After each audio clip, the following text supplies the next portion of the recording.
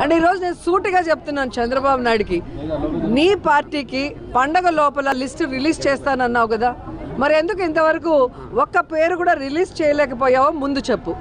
నీకు ఈరోజు 175 స్థానాల్లో క్యాండిడేట్లు లేరు. నువ్వు ఎన్ని పార్టీలతో జత కలిసినా నీకు క్యాండిడేట్లు దొరకట్లేదు. కాబట్టి ఆ ఫ్రస్ట్రేషన్ని ఏ విధంగా జగన్మోహన్ రెడ్డి గారి మీద చూపిద్దామా అని ఇలాంటి పిచ్చి ప్రేలాపనలు చేస్తున్నారు తప్ప మరొకటి కాదు.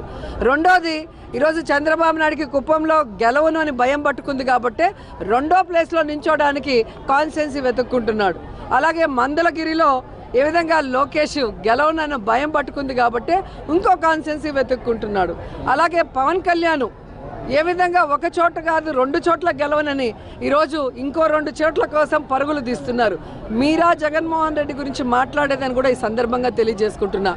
ఈరోజు నువ్వు కాంగ్రెస్తో జత కలిసినా, జనసేనతో జత కలిసినా, బీజేపీతో జత కలిసినా, లేదా సిపిఎం సిపిఐతో జత కలిసినా మీరు జగన్మోహన్ రెడ్డి గారిని ఏమీ చేయలేరు. ఎందుకంటే మీరంతా నాన్ లోకల్ పొలిటీషియన్స్. ఈరోజు ఆయన చూస్తే ఎంత దరిద్రమైన పొలిటీషియనో మనకు అర్థమైంది.